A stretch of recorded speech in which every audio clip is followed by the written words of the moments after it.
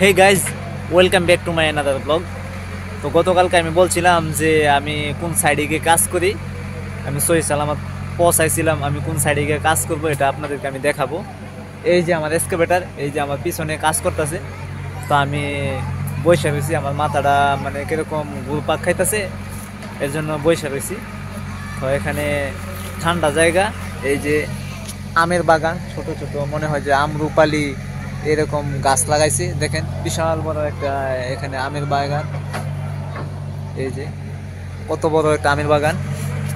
তো তার পাশ দিয়ে একটা খাল গেছে, ছোট ছোট্ট একটা খাল, 10 থেকে 12 ফুটের মতো খাল, বলতে সরকারি হালট গেছে আর কি। এদিক দিয়ে আপনার ওই রাস্তার ওই পার থেকে যে জমিগুলো আছে, জমি থেকে পানি এগুলো এই খাল দিয়ে আইসা পিছনে একটা নদী আছে, অনেক দূর নদীর, তার মাঝে একটা বিল আছে।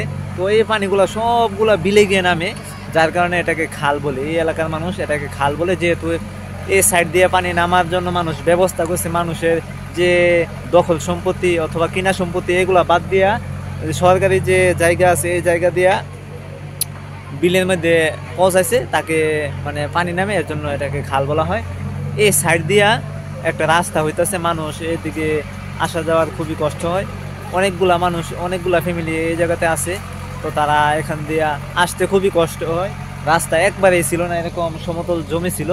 তো জমির কারণে, তো রাস্তা না থাকায় বৃষ্টি হইলে তারপরে পানি আসলে তো তারা আসতে পারতো না, যার কারণে এই রাস্তাটা উদ্যোগ নেওয়া হয়েছে। এই এলাকার মেম্বার, তারপরে হয়েছে গিয়া উপজেলা থেকে নোটিশ করছে, দরখাস্ত করছে যে আমার একটা গ্রামের মানুষ অনেক ভুগতেছে এই রাস্তার জন্য, তো একটা রাস্তা দিয়ে দেন। এর জন্য সরকারিভাবে এই রাস্তাটা আসছে। তো এটার মধ্যে আমরা কাজে আইছি। তো গতকালকে আমরা এই জায়গাতে সহি সালামত আল্লাহর রহমতে আইসা পৌঁছাইছি। আজকে আমরা কাজ করতেছি। আমি আপনাদেরকে দেখাবো যে খালটা কতটুক মোড়া আর রাস্তা কতটুক মোড়া হবে, আর একবারে এই পিছন দিয়ে একবারে জমির মতো সমান, এটাও আমি আপনাদেরকে দেখাবো। এই যে এরকম ভাবে কাটা হইতাছে, নিচে মানে অল্প একটু জায়গা রেখা কাটা হইতাছে। উপরের রাস্তাটা বলছে যে 10 ফিট হওয়ার জন্য, তো আমরা মোটামুটি 10 ফিট যেভাবে হয় এরকমভাবে করবে, কিন্তু মাটি না থাকায় আমরা এরকমভাবে আপাতত ফালাইতেছি। যদি গ্রামের মানুষ দেয় যে আমার এখান থেকে মাটি আনো, তাহলে আমরা রাস্তাটা আরও একটু উঁচা করব আর একটু মোটা করব। এখন আপাতত 6 ফুট উপরে আছে, যখন এটা ফিনিশিং দিব তাহলে 8 ফুট 9 ফুটের মতো হয়ে যাবে। এই যে খালটা দেখেন, মোটামুটি দূর থেকে অনেক সুন্দর দেখা যায়, বাচ্চা কাচ্চারা খেলাধুলা করতেছে। এই যে আমাদের এক্সকাভেটরটা কাজ করতেছে দিক দিয়ে, দেখেন কত সুন্দর করে আইনা মাটি ফলাইতেছে। তো যে এক্সকাভেটর চালাইতে পারেন সে তো বুঝেন। এই যে দেখেন রাস্তা, কোনো এই যে মানুষ যে হাঁটে ইঁদুর অথবা চিকার মতো রাস্তা হয়, এরকম রাস্তা আছে। তারা এই রাস্তা দিয়ে হাঁটা চলাচল করে, তাদের কোনো রাস্তা নাই। রাস্তা না থাকায় এই রাস্তাটা মেম্বার বলছিল যে উপজেলাতে যে আমাদের গ্রামের অনেক মানুষ রাস্তার জন্য ভুগন্তি, তো রাস্তাটা দিয়ে দেন।